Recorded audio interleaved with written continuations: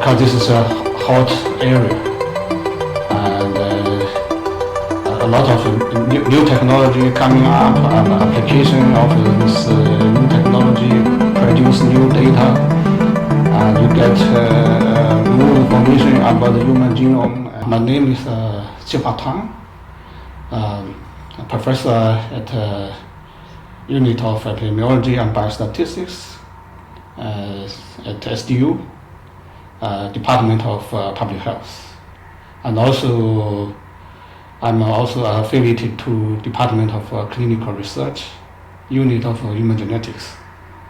My work focuses more on genetics or genetic epidemiology and health. So because of this new technology in the past decade, so that the field of genetics has been revolutionized to from more laboratory work to more data analysis. So that this means from lab work to bioinformatics or genetic epidemiology.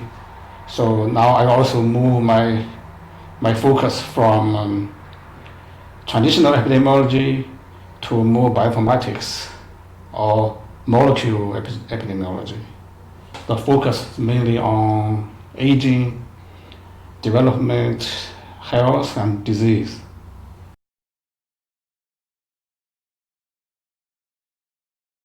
You have two kinds of twins, or monozygotic, who share the same genetic makeup, or dizygotic twins share half like siblings.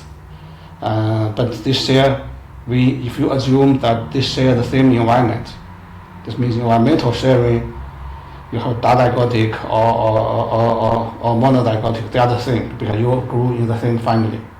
So they share, if you assume they share the same environment, but their genetic sharing is half.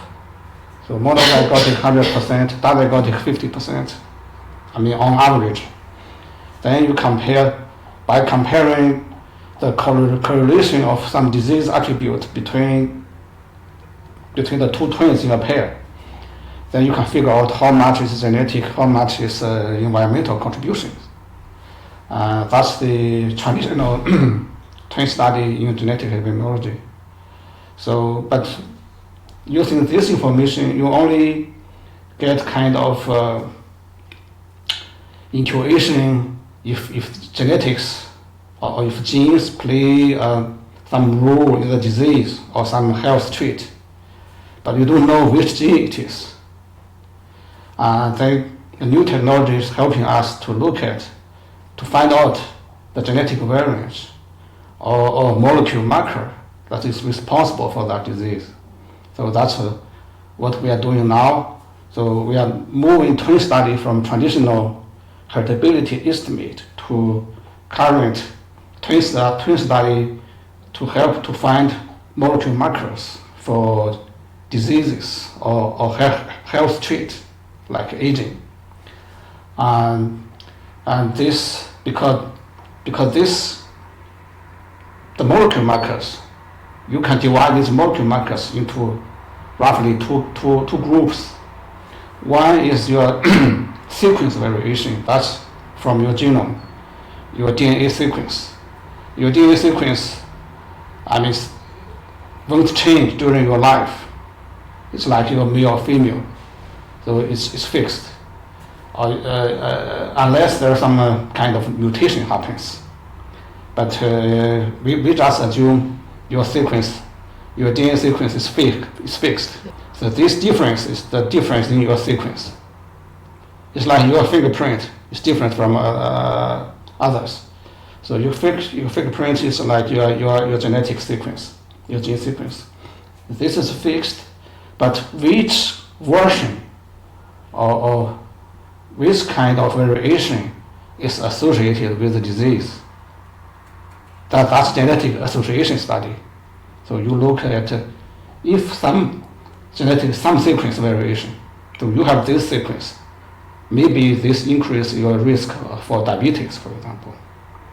And another one doesn't have this mutation or have this sequence. He has lower or she has lower risk of diabetes.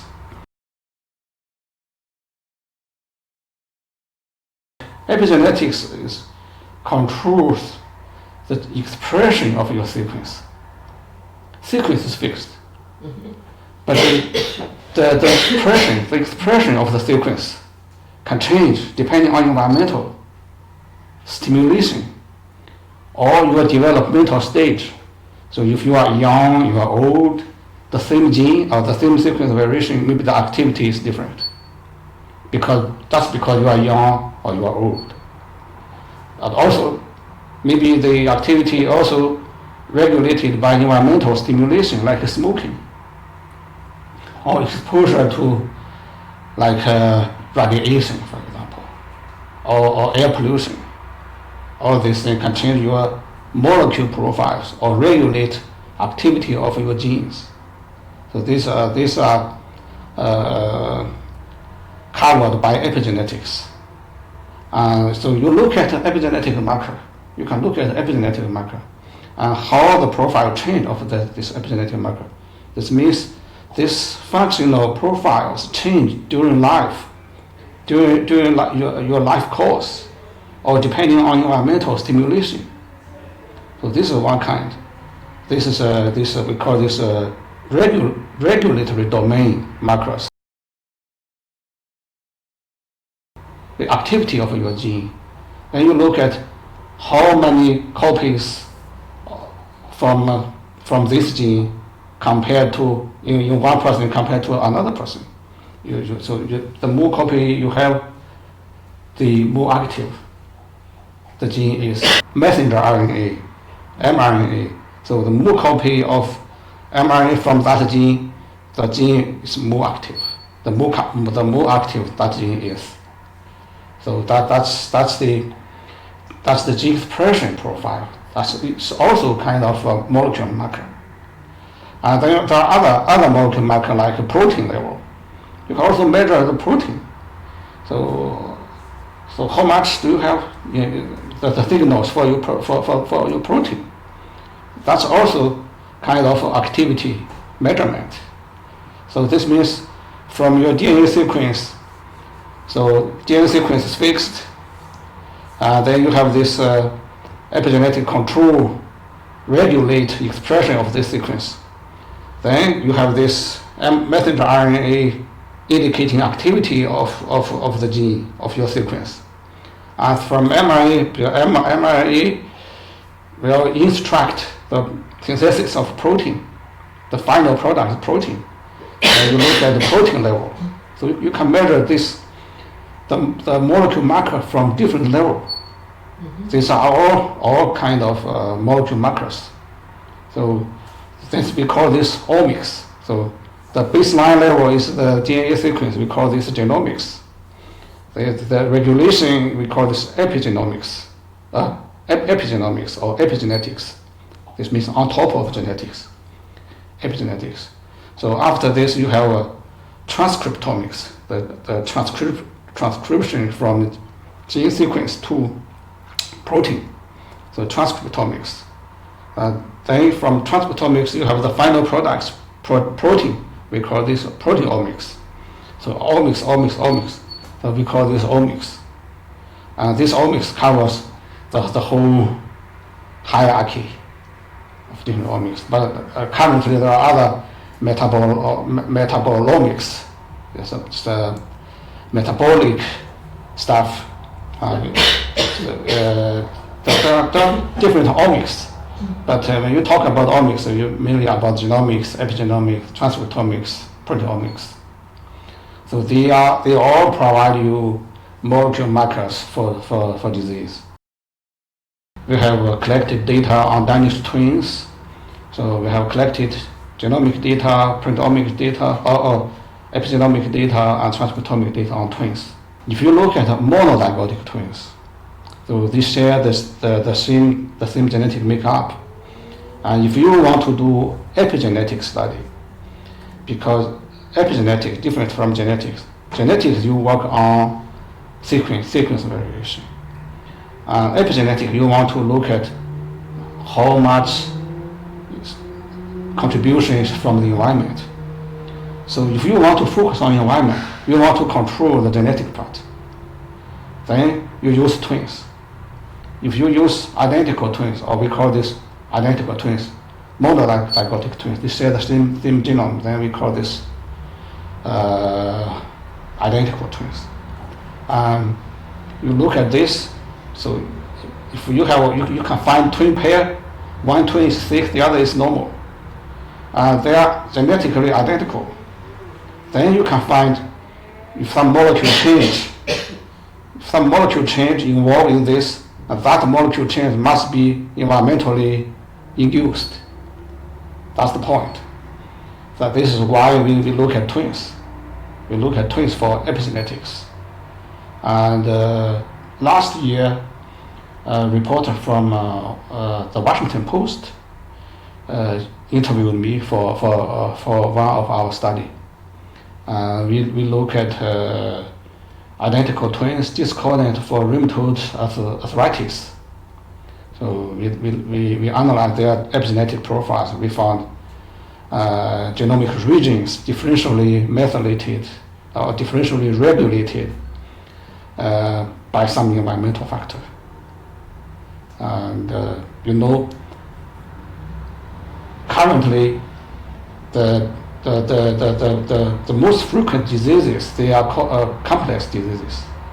Complex diseases means that diseases influenced by both genetic and environmental factors. So if it's complex, this means there are many factors involved. And among these many factors, there are genetic factors and non-genetic factors. And the genetic factors is because of sequence variation. And environmental factors is because epigenetic regulation. So we do both. And so we use twins to do both. So if you want to focus on environment, you use twins to control for the genetic part. Because like in ordinary case control study, you compare patients with controls. If you are patient and the controls, they are just unrelated individuals. They are random samples or unrelated individuals. You don't think about their genetic background. In fact, you don't think about it, but it is still there. You don't think about it doesn't mean it does not exist. It is still there.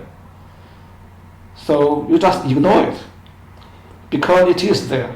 It serves as noise. Because the genetic variation is also associated with the disease you want to look at. And you just ignore this. If you ignore this, they are just noise. They serve as noise in your case, in your patient, and in your controls. So if your sample is noisy, this means your power is low. Your statistical power is low. But in order to get a significant result, you need to analyze a lot of samples to get enough power. But if you look at twins, identical twins discordant for that disease, then you control for genetic part. You know genetics is very important, and you control this. You control this because of the importance of the genetics. If genetics is controlled, then you reduce a lot of the noise, genetic noise. And if this noise is low, this means your sample provide more clear signal. If you have a clear signal, you have a higher power. Then you don't need to analyze so many samples. If you do sequence analysis, the price is very high, still very high. So if you look at twins, you save a lot of money. This is one thing. We have performed computer simulation study to simulate twins with similar genetic background, and we also simulate environmental stimulation. So by this simulation study, we compare twins with ordinary case controls, we found that the twin design is much more powerful. We have published this simulation study in Biodemography. This is a well received study. Public domain database that provide you all this bioinformatic information about annotation of the markers you find. So once you find a significant marker, you get to know where it is, which gene it belongs to, what biological function they have. And we not only look at single markers or single position, we look groups of markers. So you look group of markers because we have 20 to 30,000 genes. And these genes do not work alone. So they are like a social network. They are connected. They work together. Some are closer, some are not so close. And so instead of looking at each gene or each marker, we look at a group of them to find the markers or genes that work together. If they work together, they are in one pathway, biological pathway.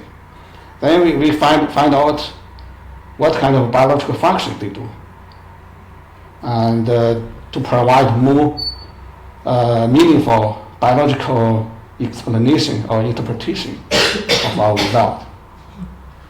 So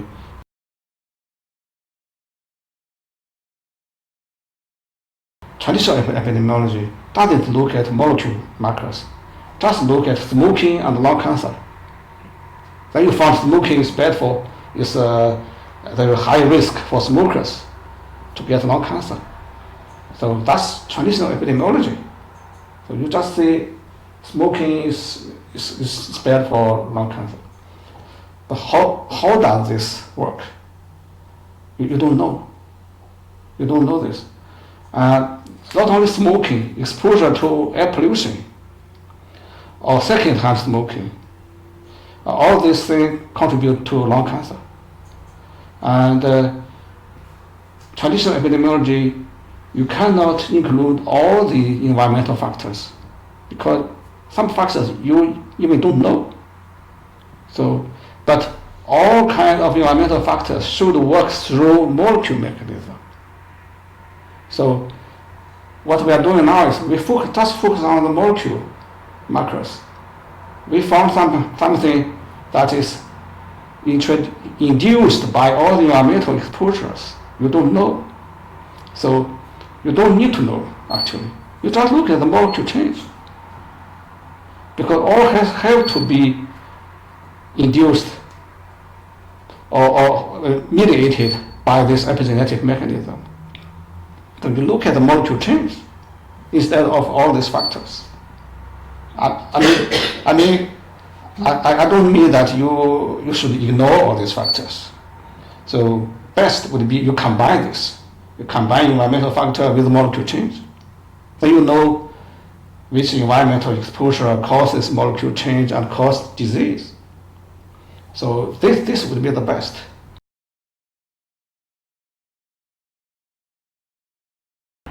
We found smoking is a very important environmental factor, causes epigenetic alteration in one genomic region.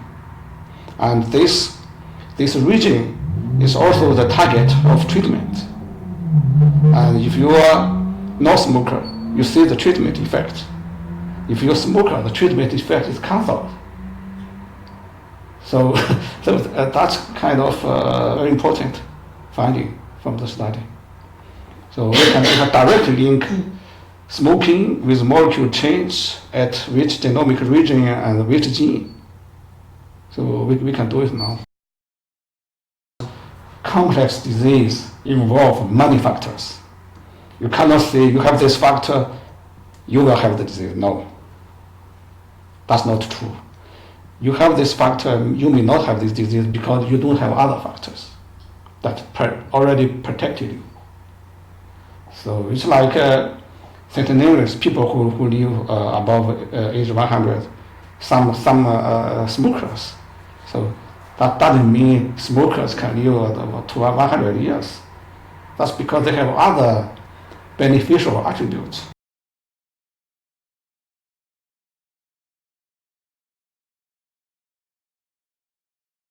The epigenetics profile can also be inherited from generation to generation. That's epigenetic inheritance. So it's not only the sequence can be inherited, the regulation of the function also can be inherited from parents. Like people did some experiment. So you put a mouse in a cage, 2 mouse in a cage. One mouse is very aggressive. So the aggressive one mouse just attack the other. So the other all the time being attacked or under pressure. Then this one will hide to a corner every day, all the time. Then this guy, if you take this mouse, get pregnant, give birth to new mouse, to baby mouse, and then you put the baby mouse in the cage, another mouse, even normal mouse, in one cage, but this one, the baby mouse from the mother, automatically hide to the corner because it's inherited from its mother, just to protect it. This kind of epigenetic mechanism to protect yourself. So your body thinks that the environment is like this. You have to protect yourself, and you pass this protection mechanism to your offspring. You think this kind of environment is there. So for your generation, maybe also for the other generations. So then you give it pass it down to the other generation. So the other generation also thinks the environment is still the same. But actually, it can change. We will continue along this direction, but move to new topics like disease comorbidity. So if you have one disease, you also get high probability to get another disease, or different disease happens together. And if this is the situation, these diseases may share some common molecule mechanism. And if you find the molecule markers, then this provides more efficient treatment for these diseases. I mean, if you can find these markers, the target. So this target is related to different diseases. And that's the focus for our next step. Because molecule study already confirmed that different diseases can share common molecule mechanism.